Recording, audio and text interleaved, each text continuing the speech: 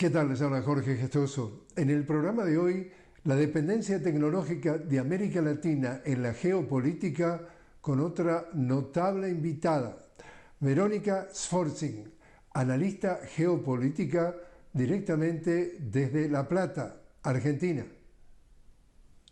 Verónica Sforzing, una cálida bienvenida al programa. Muchas gracias, Jorge. Un gusto estar acá en este distinguido programa y en Telesur.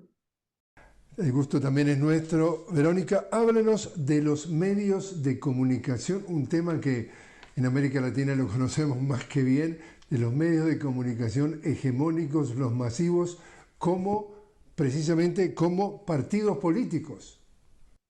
Bueno, este fenómeno de época, ¿no? Que estamos viendo ahora y que vemos a partir de las redes sociales, ¿no? Cómo se están constituyendo en el mundo occidental principalmente como grandes mediaciones, las nuevas mediaciones en donde todos nos comunicamos, en donde todos nos expresamos, pero que como vos bien decís, tiene una estructura detrás que hay que pensarlos como unas estructuras políticas, como estructuras ideológicas, y que pertenecen principalmente, hay que decirlo, a Estados Unidos, al Silicon Valley.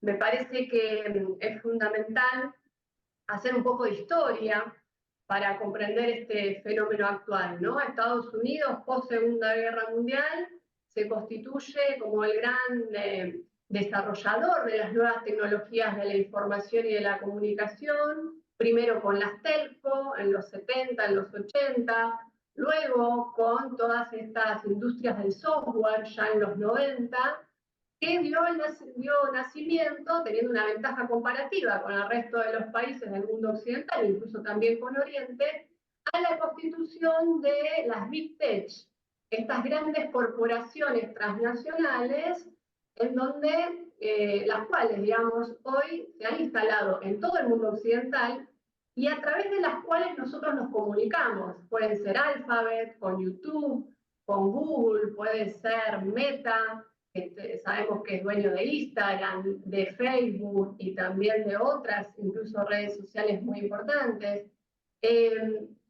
Bueno, tenemos también a Microsoft, tenemos a Amazon, a las otras Big Tech, pero que apenas las podemos contar con los dedos de una mano.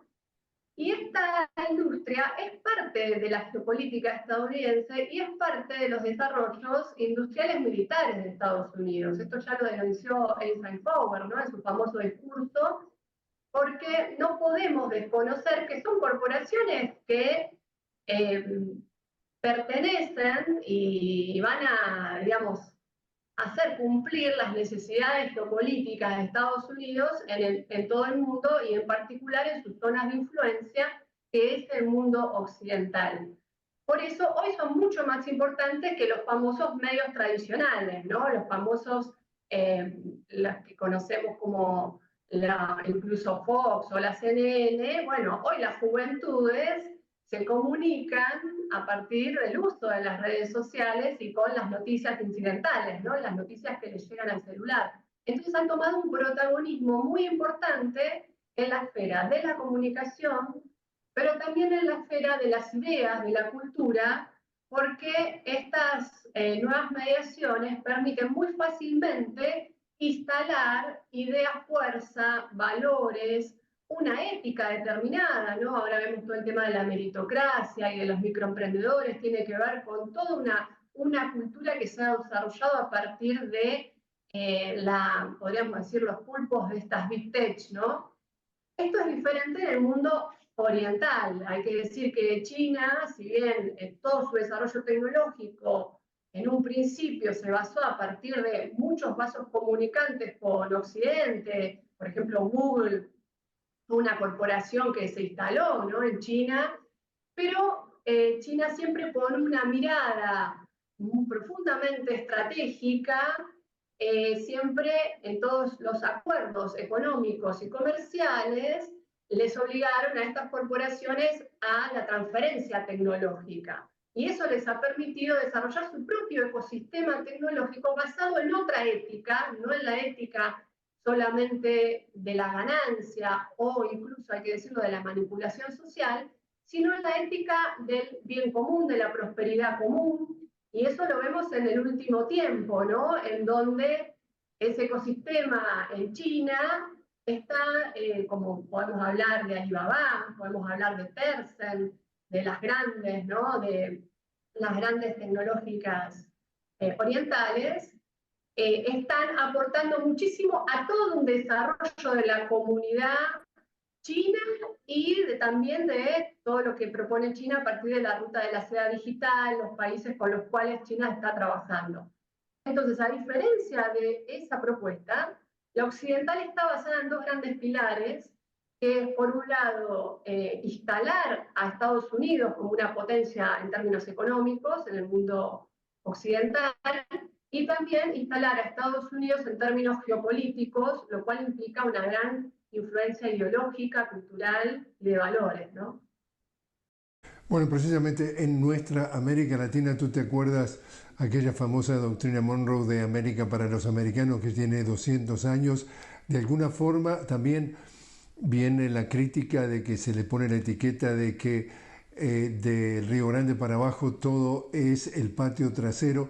Desde el punto de vista también, como tú dices, de comunicación ideológico, de redes sociales, de partidos políticos, de grandes corporaciones mediáticas, también está bajo esa influencia.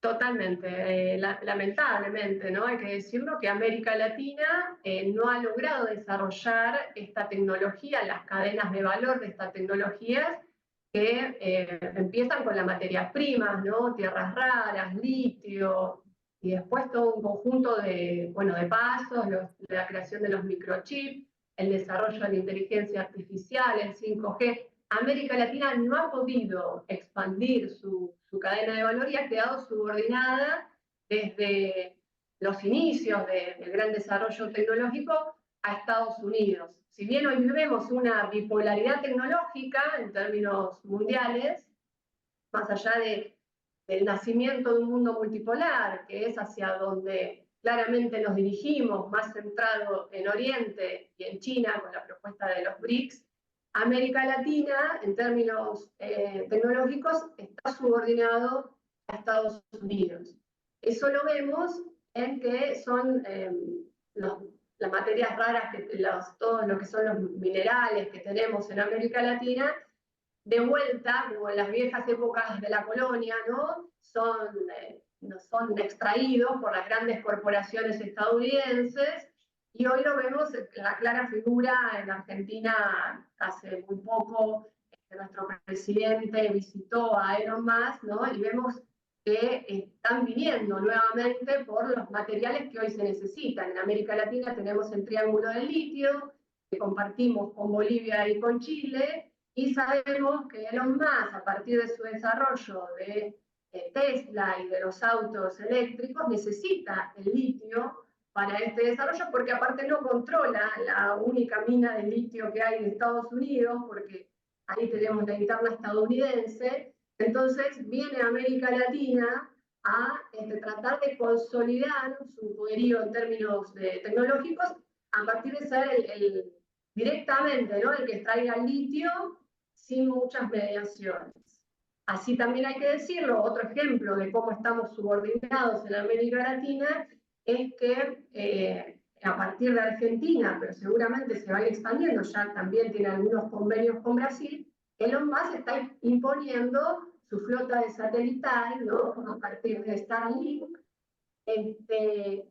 y eso lo que provoca es que primero toda la comunicación de los lugares más rurales en Argentina y en América Latina se haga a partir de esta constelación de satélites pertenecientes a esta corporación, y que les permite tener una radiografía y un extractivismo permanente de datos, que es lo que necesita Elon Musk para el desarrollo de su propia inteligencia artificial. También logrando romper lo poco que se viene armando en América Latina en términos de desarrollo tecnológico. En Argentina nosotros tenemos satélites geoestacionarios a partir del desarrollo de ARSAT junto con INVAP, dos empresas que ARSAT es totalmente estatal, pública, INVAP es mixta, son empresas que desarrollaron los satélites, ARSAT 1, ARSAT 2, que permiten que Argentina tenga soberanía en términos de conectividad y también de conocer el suelo y de tener un montón de información climática que hoy es fundamental por todo el cambio climático que estamos viviendo. Bueno, esta empresa hoy por hoy se está intentando desguazar y privatizar, lamentablemente también para que se imponga Starlink, estas corporaciones, y que lo que hacen es subordinar aún más a América Latina, ¿no? Hay que decir que la región está desde el 2000-2005, que fue todo el desarrollo de los smartphones, de los teléfonos inteligentes, que siempre, digamos, ha utilizado la tecnología estadounidense, siendo que Estados Unidos desde hace más de 50 años que no hace transferencia tecnológica, ¿no? Entonces América Latina solamente queda en un rol de usuario y consumidor de esta tecnología. Y podemos hablar de cómo esto afecta principalmente también a la democracia en la región, ¿no? Cómo esto afecta, como vos bien los nombrabas, como partidos políticos, porque estas corporaciones, si bien se instalan en términos estructurales y económicos, dejando a los países sin poder desarrollarse en términos de todas las inversiones, ¿no? Y todo lo que hay que producir para desarrollar la alta tecnología que hoy tenemos, que sabemos que necesita inversiones muy fuertes, pero también necesita la ciencia y el conocimiento, digamos, todos esos aspectos lamentablemente quedan subordinados y son incapaces de poder conjugarse para el desarrollo propio. Pero también hay que decir que la particularidad de esta tecnología de la información y de la comunicación y de las Big Tech es que se constituyen en el plano político como partidos políticos, rompiendo las mediaciones de nuestros propios países. ¿Por qué? Justamente porque ahora mismo nos estamos comunicando, ¿no?, por una corporación que también es privada, que pertenece a la misma estructura. Entonces, toda la comunicación de América Latina, como decíamos antes, se produce a través de estas corporaciones. Pero también la ideología de estas corporaciones es posible de instalarse permanentemente en nuestro territorio a partir de que nosotros usamos estas redes sociales. O sea, sabemos que el sistema de desinformación que tenemos, es decir, una saturación de información, lo vimos en la pandemia, ¿no?, con el fenómeno de la infodemia, que también produce cansancios psicológicos, cansancios mentales en nuestra población, tiene que ver con el uso permanente de estas mediaciones privadas, que como necesitan cooptar nuestra atención y necesitan que nosotros estemos todo el tiempo conectados, lo que hacen es promover un conjunto de noticias falsas y un conjunto de información no desarrollada, ¿no? La imposibilidad de la narrativa, que dicen algunos autores, de manera permanente generando este sistema de desinformación en el cual nosotros estamos. Y eso también impide a la población latinoamericana, pero esto va a todo el mundo occidental, Europa está padeciendo la misma situación, ni hablar África, ni algunos países de Asia, a situaciones de padecimiento mental y también a vivir en una situación de necesitar permanentemente que estas redes sociales que usamos, como WhatsApp o Instagram, nos autoafirme en nuestras propias subjetividades, ¿no? Nuestras propias, eso se ha llamado las burbujas de autopercepción. Entonces, a partir de esta burbuja de autopercepción, se produce, se instalan, estos medios logran instalar también sus ideas fuerzas a sus candidatos, y vemos un injerencismo cada vez más grande en las últimas campañas electorales, ¿no? De eso me gustaría charlar un poquito, apenas hagamos una pausa. Estamos hablando con Verónica Sforzing, directamente desde La Plata, en la provincia de Buenos Aires. Enseguida regresamos.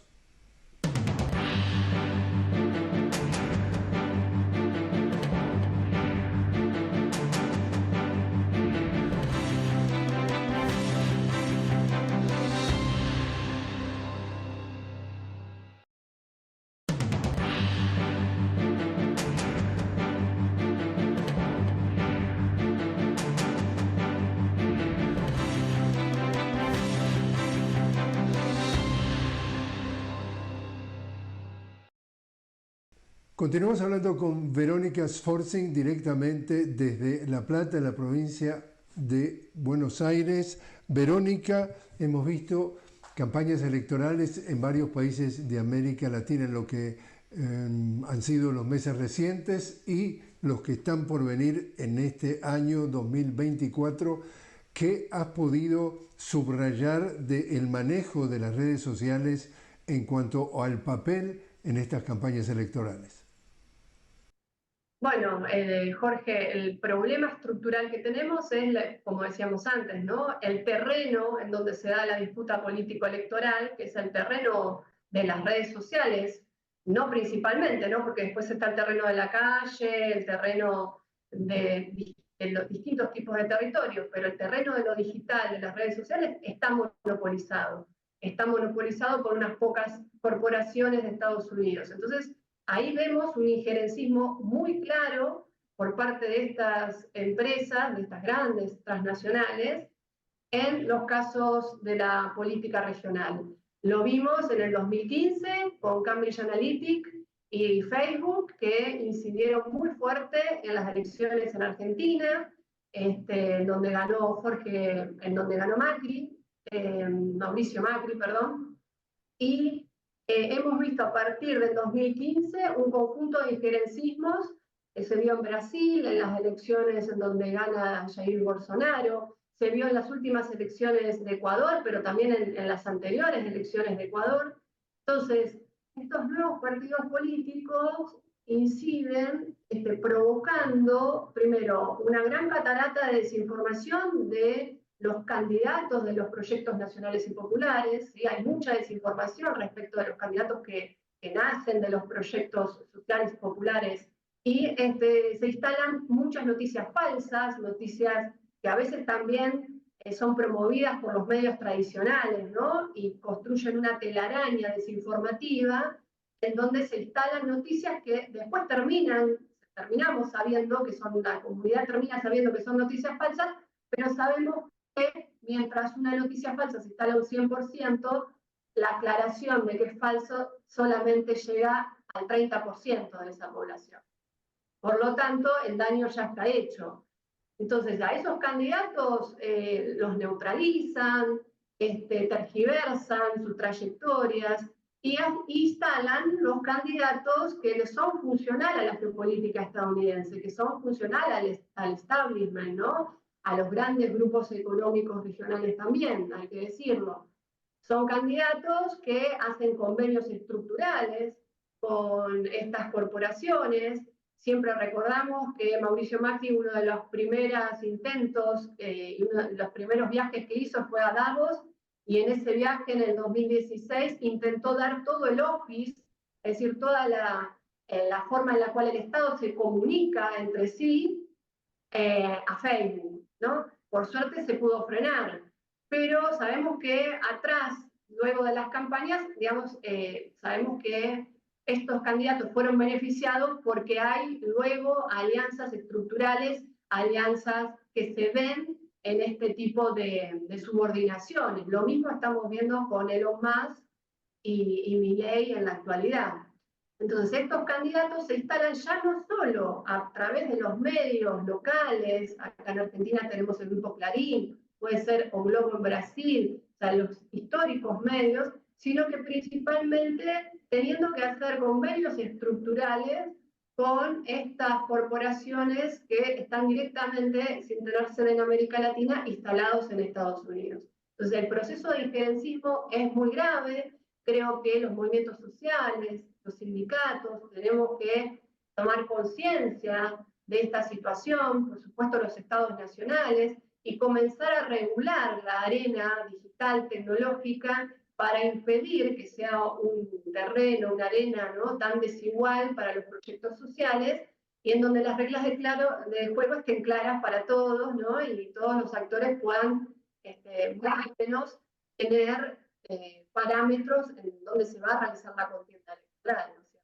¿Y cuán optimista eres tú de que eso pueda suceder? Porque decía, por ejemplo, el politólogo Juan Carlos Monedero desde España, decía que la diferencia entre los gobiernos progresistas y los gobiernos de derecha es que cuando gana un candidato, un líder progresista, llega al gobierno pero no llega al poder, porque el poder sigue en las manos precisamente de la derecha, y esa es la derecha que es la que controla, entre otras cosas, el poder judicial. Tú te acuerdas que Cristina Kirchner dice el partido judicial.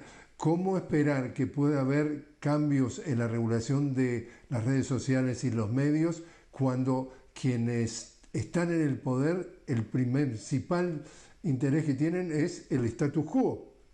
Sí. Creo que podemos decir que la gran ventaja objetiva quizás de la actualidad es que China misma está cuestionando la gobernanza global de Internet, está tratando de proponer que se realicen nuevos tratados y nuevas instituciones a nivel global, ¿no? Eso es fundamental para que Internet empiece a regir bajo otros parámetros y otras regulaciones éticas.